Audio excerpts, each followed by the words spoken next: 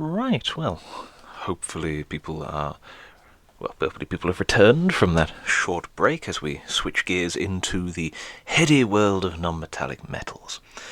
Now, we start with a quick history lesson on why sort of non-metallics were used in the first place, and that's simply because older painters, such as we have this one of Titian's painting of a man wearing the armour of Giuliano della Rovere, I believe it was, the Duke of Urbino, we can see that for the majority of the time, as we can see, well, metallic pigments just didn't exist back in the day, so of course they had to imitate them. Now, all of these were of course done with oil paints rather than acrylics, but the same principle still persists. Now, as we can see, the idea is very much simple. It is a balance between darkness, as we can see here, and indeed light, as we can see on these little pinpricks all the way across it. Now, in between all of those, by having a sharp contrast between darkness and light, we get this idea of a metallic effect. And really, that's all you really need to know about in the way of choice of colours and all of that, because really any colour will work for it, as we shall establish today. Or indeed, if you're a fan of the works of, say, Craftwell Studios, who use colours in ways that should never have really been used in the first place, but work tremendously, and I'm sure if you are a fan, we're all very jealous, I know I am, then you will know that most metallics can be done however you really want them to. But in this case, we can see that we do have sort of like hints of, there's touches of green, touches of brown, little bits of blue that we can see just in the midtones. Now they're what to help to sell the texture and the type of metal. But really, if you just want to go for a standard metal, you can use black or white, sort of like blue and yellow, anything like that. You can sort of go for it. Now, that's all very well in theory, but for many who sort of, may have never encountered non-metallics before, or may wonder as to why we even go for non-metallics in the first place, I'll just give you the quick version of the spiel as to why I do it. Well, in the words of Francesco Farabi of Chimera Colours, and indeed Chimera Studios, true metallics, that is to say, paints with a metallic medium in, so they'll have little sort of like tiny sort of metallic pigmentation in them. If you want more information on that, Goobertown Hobbies has just done an excellent video where he puts them all under a microscope. For all of those, they will have all of the little metallic pigments that will reflect the light. Now, those can be used if you want a truly realistic metallic effect, because there is nothing more realistic than having light actually hit the miniature. And some sort of say that this is sort of heresy towards the art world, and that sort of true metallic painting is a little bit like cheating. It isn't. You can use them for whatever you really wish to do for. If you want to sort of like push your painting a little bit further, or you want to have some fun, or you just want to try something new, that's where non-metallics comes in. And non-metallics is the idea of using non-metallic pigmented paint to build up this metallic effect, as you've just seen in the freehand demonstration if you're watching, or as you've probably seen all over Instagram for all of these things. And the voices in my ear in the break did tell me that I should probably show you some completed things, which you can see over here onto the desk, but I'll show you something that is in progress at the moment, so you can see just how long it takes. Now, this is something that I'm just working on commission at the moment for somebody. He may be in the chat. Hopefully he is, in which case, hello. If you're not, I'll see you in the VOD. And for this, you can see it is a... I'll just get a brush, so again, I don't scratch any of the paint off. The non-metallic effect can be built up into reds, into golds, into the sort of like the colder metallics here. There's sort of like a dark sort of black, maybe even bluey metallic into there, and indeed we can build it up into most others, including into the teeny tiny little eye lenses of this. So non-metallics can be used on anything from 32mm to 90mm in terms of scale, really anything that you want to go for. Now, the other thing as well that I forgot to mention onto the freehand, so I'll just add as a little addendum here. Once you've finished your freehand, you may notice that certain aspects of it, focus camera, there we go, it's behaving itself now. If your freehand isn't perhaps as following the light pattern that you've got onto other aspects of the model, what you can do is just glaze over the top of your sort of work very, very, very lightly. So in this case, I've just glazed a little bit of black just over the knee pad, just to make it blend a little bit more so that the light doesn't hit the way that it naturally would on the rest of the area. So that's just a little something extra, but we'll get to glazing when we get towards the latter part of this session. But so some finished non-metallics. We have here one that was Mini of the Month in the issue 485 of White Dwarf, painted by me, and as you can see, non-metallics can be applied to reds, blues, golds, really anything that you can shake your paint bottle at, I suppose. And so you can see it can be applied on that sort of armour. Could go for, if you want something a little more ornate, you could go for the sort of more exaggerated style of metallics, which if I zoom out a little, this one again just show the paint and indeed the type of paint that you use makes no difference. It's quite difficult to see, but the majority of the highlights are on this are built up with yellows and greens, and indeed the shadows are in oranges, but it still looks gold. Same way with the sort of the colder metallics, they're built up with blue and black with little bits of ice yellow, predominantly from AK or Vallejo, but there are alternatives there. But you can build up really anything you want. Same with the copper that is just on the little skull just there. That is using skin tones, predominantly from Citadel, so Bugman's all the way up to Kislev. So really, as you'll probably hear me say far too many times today, that really paint doesn't really matter as to which one you want to use. Whatever you've got and whatever you can really follow the main physics of it, I suppose, that's how you get a metallic effect. Now those are all on smaller ones. You may wonder as to how you can do it onto larger ones. Well, for the box art that I painted over the summer, you can see that this is, if I zoom out, hopefully we can get it to focus, there we go. The metallic effect can then also be applied not only to metals, but you can apply it to fabric as well. Now, for a lot of the sort of fabric sections, you can see that the light follows onto all of the directions. We have the build-up of shadow through to the highlights, just onto these sections, but they also follow the light that is hitting into the metallic sections themselves, and we normally have strong edge highlights, where on the fabric sections we do not. Similarly, as it goes all the way onto the back. If you want to see how this was done, or you want a step-by-step guide, do DM me on Discord. One can be made available to you. Or indeed, if you want to buy the STL for it, this is by Ether and Alchemist, and I believe the guide is provided with that. Yes, that is shameless plugging, but hey, why not?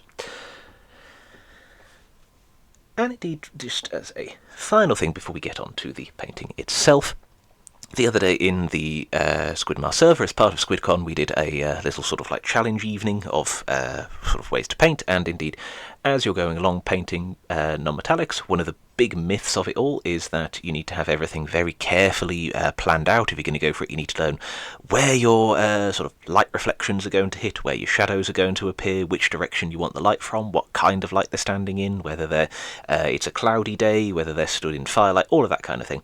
You can, but then you spend more time planning your painting than you do actually painting, which takes most of the fun out of it. In this case, this was painted in about 2-3 hours using random paints that we rolled onto a wheel as part of the challenge. So for all of these, the thing to take away is non-metallics can be achieved with whatever colours you wish to go for. However, if you are just starting out, hopefully I'll be able to elucidate some of the terms for you. Now, bear with me a moment while I just move the finished things away from the paint because I don't want to ruin them. And here we get into this. Now, I did post on the server, and I realised I forgot to mention earlier, this is the miniature Lorgar by Carol Ruddick, the fantastic artist and painter in his own right. It is available to 3D print from his My Mini Factory page, or I think you can still get resin cast versions from his website. But the reason why I've chosen this one to show you onto the non-metallic effect is because it's got a lot of metallic sections, but they are not all in the sort of, they're not all flat sections, or they're not how you would expect. So if we zoom in a little, or zoom in a lot, there we go. So we can see here, the area that I've done before, we have these sort of like armour plates just here. Now the metallic effect is built up just by having a strong shadow, followed by some quick transitions of midtones that you can just barely see, just there, followed by a large band of highlight.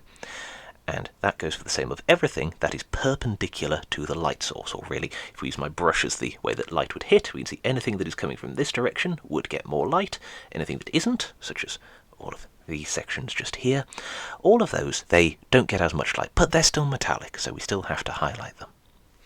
Now, when we get into the knee pad, we can then see it's a very similar effect. We have some midtones, but mostly shadow and highlight. And indeed, for all of them, you can see that we do have some quite strong and crisp edge highlights onto all of them. That really sells the metallic effect. Edge highlights are your friend, which is something that I think the heavy metal team have perhaps been overstating in many regards, but if you're doing it for a metallic effect, they really do work. And then we get to more complex shapes, such as the helmet, which hopefully camera will focus. There we go. Now, for this is where we can start to examine it from a sort of a more physics point of view, when we examine how light would hit objects. Now, if you want, say, sort of like a masterclass in the way that these can be done, just watch the SquidMar video on how light can affect different objects. But in the very sort of like Cliff Notes version, if we examine this person's helmet, we have a spherical surface just at the top. So you can see just here, that kind of could be a sphere just there that's been sort of either stretched or it's got a cylinder attached to it. Now, for there, because it is a sphere, we have a single point of highlight that is hitting it, and then that is spreading out from there. So we can imagine that the light is coming in from this direction, it's hitting just there, and then it's sort of, I suppose, what's the word? It's diluted, let's say, just for the using painterly terms. It is moving, it's getting less and less as we get more towards the shadows. So we start with a little point of light, and then we soften it out as we go on. But because it is a sphere as well, even though that we have this strong sort of like band in between the middle, just as a stylized effect, because it's a sphere, that highlight then goes over onto the other side as well. And so we highlight it in the same way, only we make sure that this one, maybe if I just zoom out a little so it stays in focus, we make sure that the shadow comes in a lot quicker than it does on the other side, because it's the opposite side from where we get our main light coming from. Similarly, we can see with the sort of like stronger crease just there into the metal, we have a strong light hitting just there.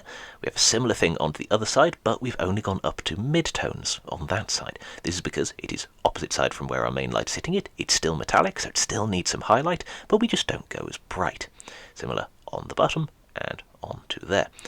And this is perhaps seen in a little bit sort of a more abstract sense when we look at the crest at the top.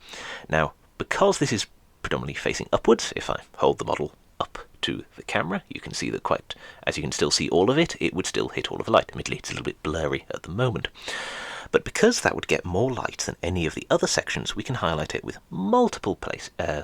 In this case, that is more of a stylistic choice. If you wanted to, you could just do one huge band of highlight from sort of connecting these 2 points just here, and then a little bit of shadow either side if you want to show that it is really over-exaggerated, but in my opinion, I prefer to just have 3 because then you can have one in the middle. But when we get to the flat section connecting it, it's still technically pointing upwards, so you might think to yourself, well, it does need to have some highlights, and this is true. But what we can do is, because we have this lower edge highlight that is going along there, we can highlight that up to max, because that is where our main light is hitting, and then we can just do some smaller, what are called bounce highlights onto here, but not too many of them, because otherwise it'll look a bit silly.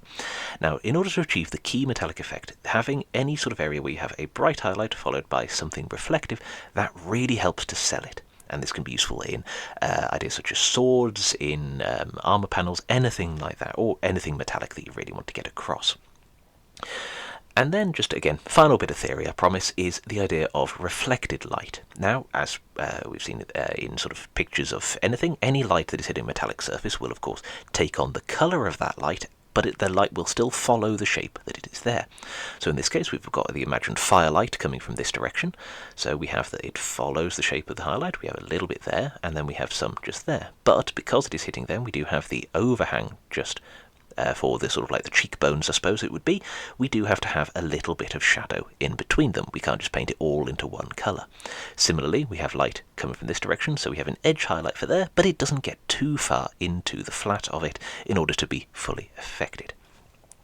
But that is all very much theoretical, so how, you may ask yourself, how do we go about painting it? Well, I'm glad you asked. And for that, we begin with a base coat of, in this case that I'm using for these colours, I'm using Monument Hobbies Dark Blue with a little bit of coal black, or indeed any black will work.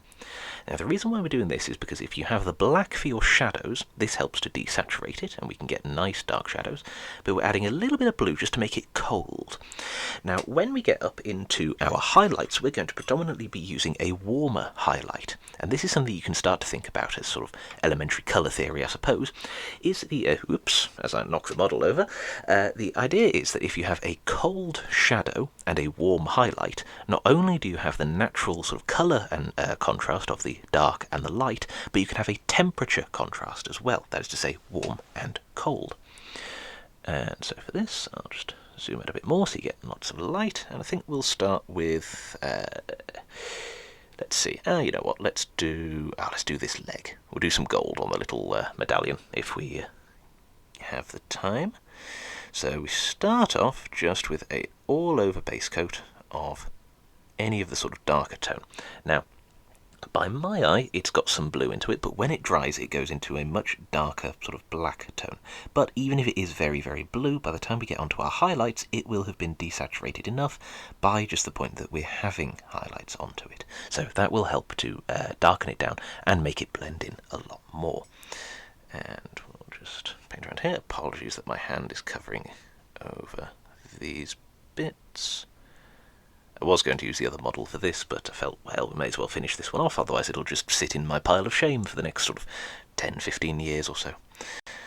And we'll do the knee pad as well, which I'll just move up because I realise it's not in frame.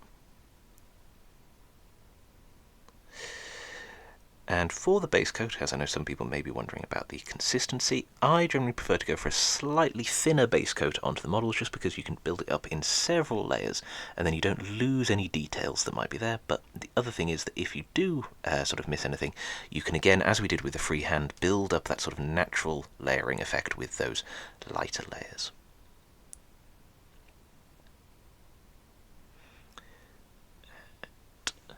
There we go.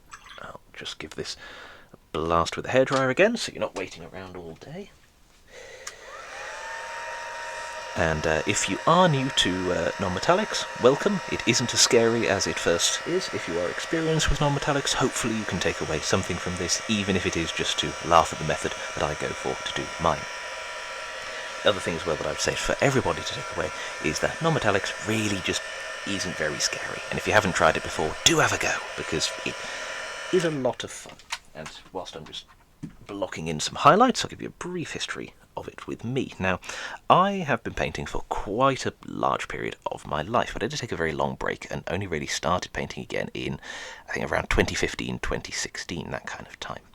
Now, at around that time, I sort of wasn't too sold with the metallic paints that Citadel were selling at the time, because it was either you could use Retributor armour for various Stormcast, or nothing else, as per their colour guides would suggest. Now, a lot of the Citadel metallics, if you use them and you are in the chat, more power to you. Some people don't like them because of the size of the metal flake in them, in that it doesn't look as natural as perhaps it could otherwise. Now, this is very true, and that was one of the things that turned me off them, and it was then that I discovered an excellent video by the great painter, who if you're not familiar with, I highly recommend looking up his work, of Ben Comets, the German painter, who is amazing, like far better than I think anything that I will ever paint. And he did a video on the Painting Buddha YouTube channel where he did what's called loaded brush painting, where it is where you load up your brush with one colour, put a little bit of a brighter colour just onto the tip, and you can get your entire blend done with one smooth motion of the brush. It's incredible to watch, something that I cannot do, which is why I'm not going to be demonstrating it today. And just to go back to the painting for a moment, we've got our mix of black and blue, and then we're adding a little bit of the bright warm grey to it. As I said, we're using the same palette from the freehand, but we're just using it in a slightly different way and to a slightly different effect. Now, we're adding in a little bit of it, and we want a kind of a grey desaturated blue at this point. I'll try and show you on my thumb what kind of tone we're looking for, because if I put my palette in the background, the camera focuses on that rather than the model. So we want something kind of like this sort of colour that you might be able to see just onto the end of my brush. Now this is what we're using for the frame of our highlights again, as I said before. And because we've got these sort of areas that are perpendicular to our main light, we're going to start with, say, an edge highlight just along there. Then we want our highlights to be, oops, not on frame, but we want our highlights to just be in the middle of our edges there. So we'll paint an edge highlight just along there, and we'll just put a block of a highlight that's there, just turning the miniature around to make it easier, and again drawing the brush up from the other direction so that all of our brush strokes do end at the same point. And then I'll just make sure everything's on camera, and then just finish off that edge highlight just there. Then we'll do another one just along there. Oop, my autofocus is coming on again. And we'll do another one for there. Now with this one, although the horn is technically over the top of it, so it would block some of the highlight, just in a stylistic sense to make things nice and simple, I'm going to paint it in anyway. I can always paint over it afterwards. And then we want another line just there. Now you may notice, and you probably can notice, that I'm blocking it in, but I'm also drawing the lines along the edges, at just between where the panel bends. Now this is very useful in that it outlines what you're painting, and this helps to generate the metallic effect, because if we look onto the other side, you'll notice we have a black line between them. Now this, if I'm using the term correctly, and I may not be, so if there's somebody who is correcting me in the chat, listen to them, don't listen to me, but I believe this is what is known as a terminator, i.e. where the light stops. Other cases they may just call it black lining or separation lines or anything like that. But in this case it is simply to show that that is the moment of extreme shadows. So it is where between we get our light to, well, to stop, I suppose. And so on the, just make sure it's in frame again, and on these sections that are parallel to light, we're just doing the same thing again, just building it up, maybe doing another line just across there. Make that a little bit smaller too, and so now we have multiple points of that. We'll just put a little bit onto that rivet as well, and onto the knee pad. Now the knee, being a more complex shape, a little harder to sort of really work out where things need to go. So what we can start to do is we can think, right, well, our light is coming from this direction. So we have light coming from down there, so I think that we have a little bit of light, say, hitting here. And again, it's sort of, we have a middle line there, so we'll highlight that middle line. Admittedly badly, because I'm trying to do this while keeping it in frame onto the camera, but we'll then have maybe a dot just there for either rivet, but then we've got a lot of space left. Now on this side we did it where we'd have a little bit of light hitting into there, so I think we'll do that again because it looks very good, but we might move that a little bit lower down, just because if you can see, if my light is picking it up, you can just see that it is a little bit lighter towards the middle of there, and that does look kind of nice in comparison to how it would before. So while we could follow what physics should say and how it would be all correct as to where light would happen, that's a bit boring, so we'll just go for what looks good. So we're going to paint that in there. But also, if you want a little trick for how to shape your highlights, we've got a sort of curve just there onto the top of the knee pad. So when we do our highlights, we can follow the shape of the curve, which incidentally is why we started with freehand, because it's a very similar idea. You're tracing the shapes of various things coming into it, and if you can follow the shapes of your highlights, it will start to look slightly more realistic. And then of course we do an edge highlight onto these, either using the edge of the brush, or you can use the edge of the tip of the brush, as I sometimes do, just on complicated areas. Then of course, following again the light, we have a little bit of a bow just there on this bit, so I think we'll highlight that there. We'll maybe put in a little bit there, maybe make that a little bit bigger, why not? And put in another one there. And that's one side of it done. Now on the other side we want to have some shadow separating it. So onto the other side of it we'll have a little bit of a sort of like a band of shadow just between there. I'll probably go back over and just paint over that bit where I've maybe got over the middle line there, but I can do that afterwards. But what we want to do is we want to have some shadow to separate it, so we know that the light is also sort of either reflecting or maybe coming from a different source, or just that the metal is bent. So we'll put in some mid-tone there. Now you'll notice that I'm using the tip of the brush predominantly. Now this is because we want our brush strokes to be there, and all of these brush strokes, rather conveniently, do build up the effect of textured metal, and with metal sometimes being brushed, having an actual brush to brush it on with kind of helps, and it keeps the verb nice and useful. Now we're just going to have a few more edge highlights into there. I think we'll put a tiny little dot just there, just to show some more reflected light, but we'll probably leave it there. We don't want to over-highlight it. Oh, and we do need also just some edge highlights onto there, just to make them a little bit clearer, because I realise they're a little hard to see on camera. Now, from there, that's what we've got, and we have created what I call the frame of our highlights. Now, this is just to say, this is the maximum area, and indeed the limits by where our highlights will go. And from here, we just increase the luminosity of our paint, or indeed we add a brighter paint to it. In this case, we're adding some more bright warm grey to our other mix, getting it into a little bit brighter. Now it's turning into sort of like a light grey blue. Again, you could use pure paints out of the bottle if you prefer. I personally prefer mixing, but if you do have straight paints, there are ways of doing it. If indeed you want a selection of recipes, again, one can be provided on the Discord server. It's probably pinned somewhere, but it may have been deleted by this point, so if you'd like a copy, please feel free to DM me. Or if you're one of these people that doesn't like using Discord, feel free to just send me a message on Instagram or Twitch or whatever. It can be provided for you. But we go back to the same process of doing this again, where we start with our flatter panel just here, which hopefully the camera isn't focusing just on my thumb there, and we start with an edge highlight, again pushing it towards the middle so that we deposit the most amount of paint where we want our brightest point to be, in this case just here. Then we'll just draw the brush towards the middle, putting it into there, turning the model just to get it easier, putting that onto there, again drawing lots of small lines. It doesn't matter whether these are visible, this just helps with the effect. And I think we'll push that a little bit further out, and then we'll have an edge highlight just on the corner.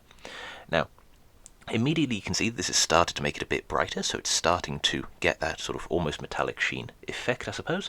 And then we'll go up to the other one that's perpendicular, do exactly the same process again, only because this one is slightly higher up, we'll probably just make the highlights a little bit wider. This is a stylistic thing, it probably does work in physics as well, but at the same time, we're not really concerned with what physics thinks. We're in a fantasy world. He could be standing in front of a dragon for all we know, and who can say what dragons would do in undernatural light. Now, for the bit that is parallel to our light source, where we have this sort of little divot just there, what I'm going to do is do the same thing again with the highlighting, but this time we're going to make it a little bit smaller into there. We're not going to go all the way to cover it. This may even be the brightest that we make this section of highlight. And, oops, off camera, but what we're going to do is just put it into the middle, where the light would naturally hit as it's reflecting from the lower surface, so this one, up to the other one. I'll just zoom in and show you that one again so you can see it a bit easier. So from this surface of here, the light would naturally bounce off there and hit into this one.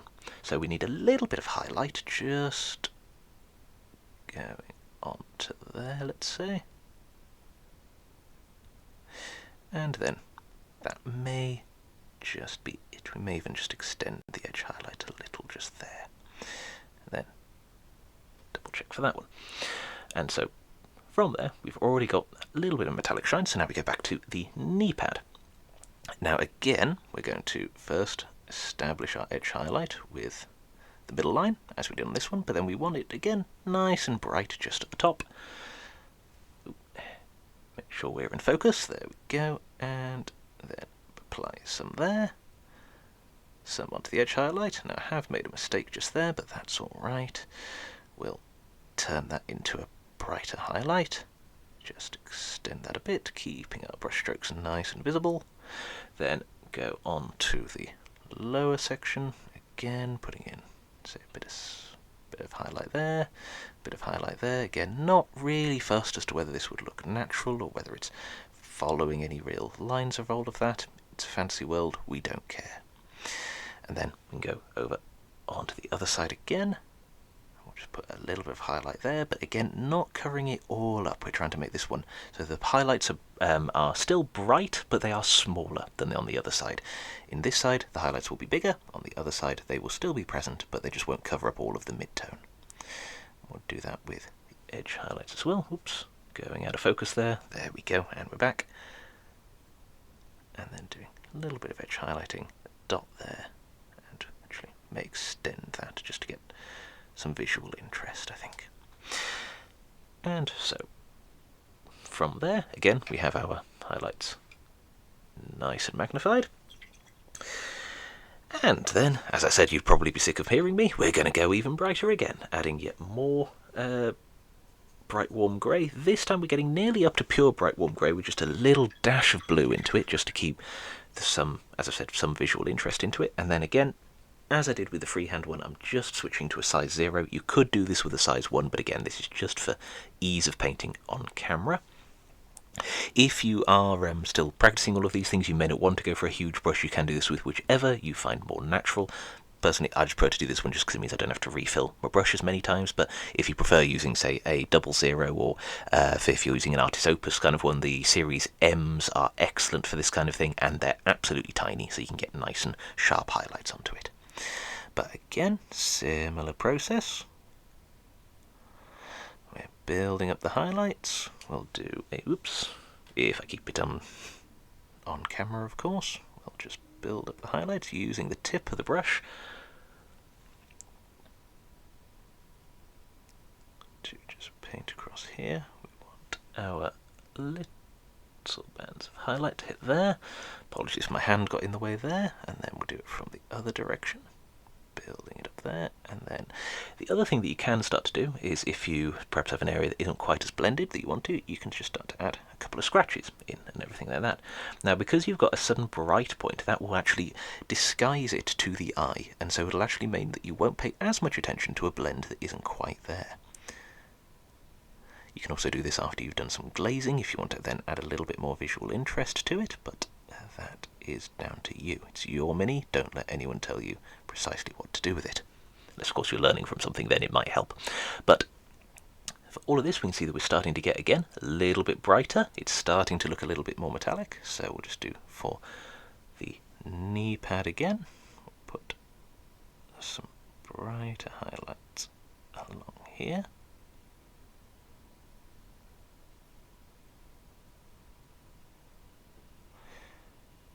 And again, not really mattering that we're perhaps going over on any of these things.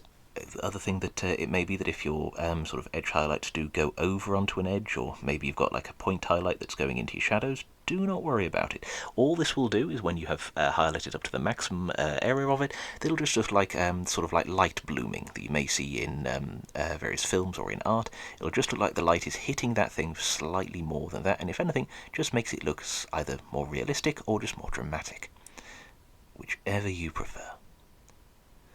And then we're just doing the same thing again. I'll try to make sure it's all in focus for you. Apologies if I go off camera.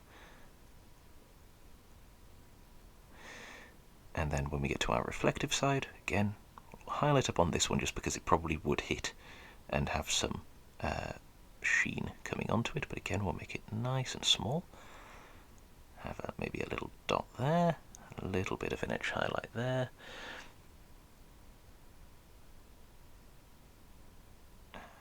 Do that, maybe that's sort of area that's getting some there. Now, this is an area that I hadn't noticed before, and it's not had any mid-tone onto it, so we'll probably just leave that there and we'll glaze over it just to push it back afterwards. But again, we'll just expand those highlights, make that nice and bright. And then we might even just put a teeny little highlight just in that bit, just there, and then probably leave that. Or just re-establish those just there. And dislodge the blue tack from the miniature. Now, if we zoom out again, you can start to see it is starting to look a bit more metallic, but in the comparison between the two sides, it's still not quite as bright. And this is where we can start to get into the nice shiny parts of the miniature. And this time we're using pure bright warm grey. And this will be a huge jump in terms of luminosity as well as tone, because we're no longer working with the blues, we're going instead into the warmer colours of it. So we'll start to sort of get that little bit more dramatic effect of it. So if we start again with our little metal plates, so we'll do an edge highlight. And already you can just start to see the sudden change in temperature and indeed brightness of it. I'll try to make sure this one's on camera for you all. In fact, I'll even zoom in.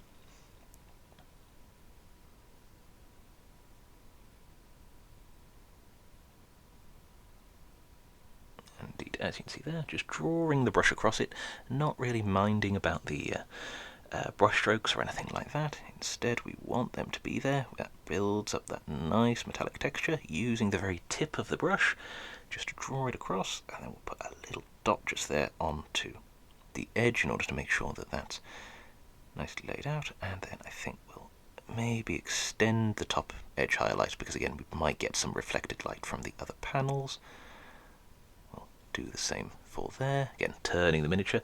With all of these things, just highlight it in however you find natural, whether you're edge highlighting it like that or using the tip as I do sometimes.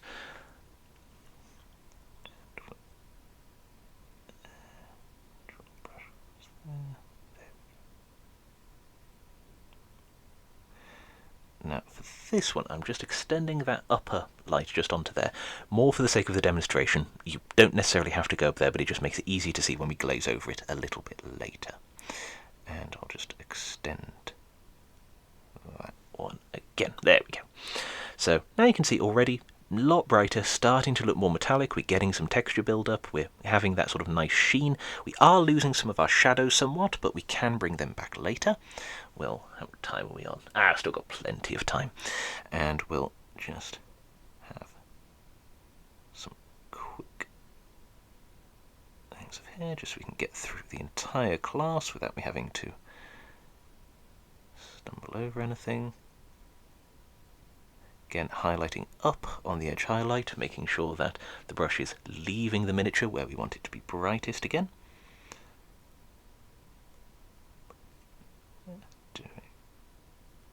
And I did notice in chat people saying earlier that they didn't realise that the non-metallic class was being pushed in with the freehand one.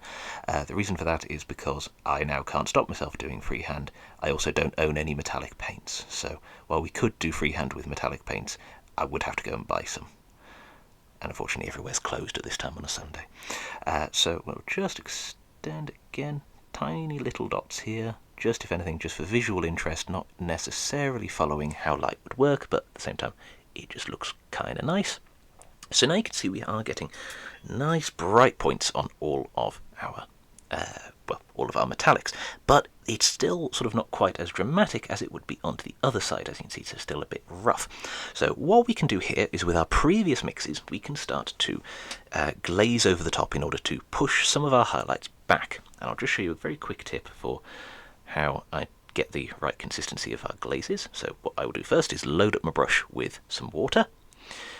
Then we'll use the original mix of this, of the black and dark blue. Then we have, if it will show you, no it won't, so we'll just use my thumb instead. So when you are painting your glaze, you load your brush up with a lot of paint, and then you will draw it across your thumbnail. Then count to 5, 1, 2, 3, 4, 5, and wipe it off. If there's no lasting effect there, and there's only a little bit of staining, you have a good glaze. If it's perhaps too thick, as, you know what, I'll just make a quick glaze that's a little bit too thick, let's say. We use, say, for this one, so draw that across. Oops. Do it again, just to show you. So draw that across, 1, 2, 3, 4, 5, while I make the camera set. And then if we try to wipe that off, it's either now fully dried or it leaves too much of an effect. That's a slightly too thick glaze. So that's kind of a way that you can do it. It's not a scientific principle at all. It won't work for certain people. Alternatively, if you want to find an easier way of doing it, I'd recommend printing off just anything, sort of could be or using a letter or just a series of sort of words that you've typed up on Word, printing the paper off and then giving it a quick layer of matte varnish, and then use that and then draw your brush over the top of it, because then you can see how much of the letter you can see through that sort of paint layer afterwards. That's how you can get your consistency all nice check, and then after a couple of times of doing that you won't need to check it because you'll just be able to know by eye. But before my glaze dries on my brush, we're just going to do some nice quick glazes, and this time we're starting the brush at the point that it is brightest and drawing it towards the shadows. as the same that we'll do for this one, in both directions. You're probably familiar with glazing already, but just in case you aren't, that's really it. It's just basically a very thin paint that you can wash over some areas just to either knock stuff back, to smooth some highlights over, or anything like that, or you can use it as a wash if perhaps your shadows have disappeared, or in the case of this side, I want this one to be perhaps a bit more shadow, so I'm just going to cover it over the majority of it, because this just helps to establish the shadows. Put a little onto there. Oh, and in case you're wondering, the reason why this bit is brighter than the rest is because that's where the primer didn't stick when I was airbrushing it. And then we'll just do another one. Glazes are nice and quick to dry, so you don't really have to worry about them. I think we'll knock that one back. And then it's starting to look a bit more like it. I think we'll just go for a slightly thicker glaze just on to this, just to speed up the process. Now for these, if you're using a slightly thicker paint, what you can do is in fact paint it onto the metallic surface in the same way that you would a layer. And so we have this building up and using the sort of the natural texture that is there of your brush, and then you can just leave it in the same way that if we say wanted to just make that a little bit sharper, we'll just paint it directly onto there. And I'll just give this a quick blast with the hairdryer again, bear with me. Again, you can wait, but I realise you've probably got other things to do, and we have another class after this. So, the other thing that we can do, once we're back, so we can see we're starting to get all of those colours coming back. I realise I've over-highlighted some of them, so we're just going to use, again, one of our mixes, and we'll just paint right over the top, getting rid of some of those, even sort of extending some of those highlights, softening them out, bringing in those midtones again. Lessens the highlights and tricks the eye into thinking that it isn't shiny because we've got more of the environment shining through. I think we can do the same thing just up here, where I've perhaps overglazed it. And also do it on just the reflection just there with the tip of the brush. And then for the final thing, once all of your glazes are done, obviously I could spend hours glazing this as I did onto the other side just to make it all nice and smooth and shiny, but again, we don't have all day. So for the final things, we're going to again use some bright ivory, again from Monument Hobbies. You could use standard ivory from Vallejo. You can even go up to pure white if you wanted to. I just like ivory because it adds a bit of warmth to it. So we're going to use to show you the consistency on my thumb, I'm just going to use a nice kind of like mid-layer consistency, easy to come off the brush but doesn't sort of stain too much. And again, we're only loading the brush up halfway, so we keep a nice solid tip onto it. And for these, we can just do some very sort of like minute point highlights onto all of these. Now these will be your ultra shiny areas. And these you can just really start to show where the light is hitting it, and this is where you can bring a lot more control back. So for instance, we'll expand that to there, again using the tip of the brush as much as you can, just to really demonstrate where that light is coming from, where it's hitting the most, and where you want to draw the eye. So we'll just put a little bit there, put a few dabs just down there, to there, and then we'll just reinforce, oops, a little bit too much paint there, so if in case that happens, you can feather out the edge by just cleaning off your brush and running it over it. This will feather off most of the paint. Then you can just wick off the excess with your nice clean brush, and then once that is dried, you've then got a slightly easier surface to paint over the top of, or glaze over the top of if you want a nice smooth surface. And then I think we'll just put a teeny dab there, again just for reflective light, one there, a little bit there, put a teeny bit there too. So that's really starting to look all nice and shiny. Again, not quite as neat as the other side, but again, that just comes with glazing. And we'll do it on the flat panels that I'll remember to keep in frame this time. So, zoom out, and then we want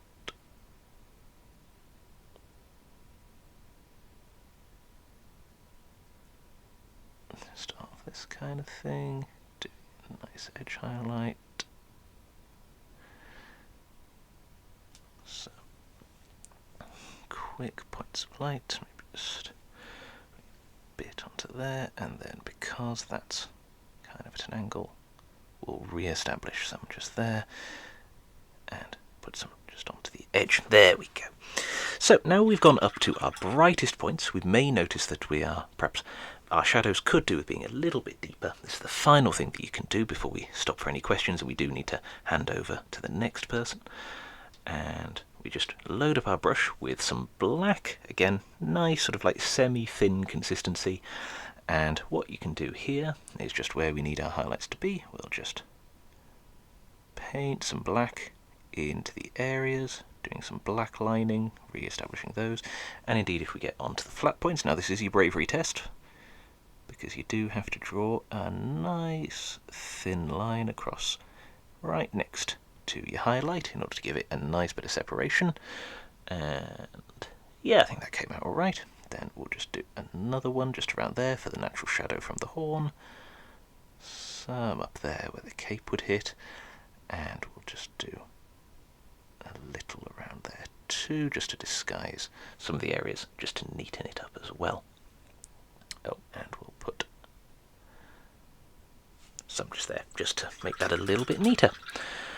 And with that, that is a very quick, and indeed that is perhaps the fastest that I've done non-metallics in a while, way of doing it onto there. Hopefully you've got some tips from it. Obviously, as I said, there is a much longer process of doing it that is just a case of glazing, reapplying your highlights, re-glazing, and just going around and around and around in that kind of way.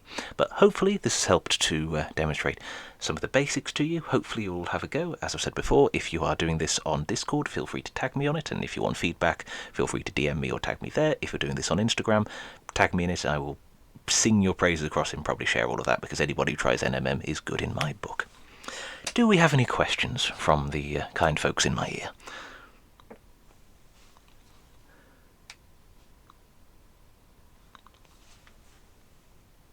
No, I'll leave that up for you too.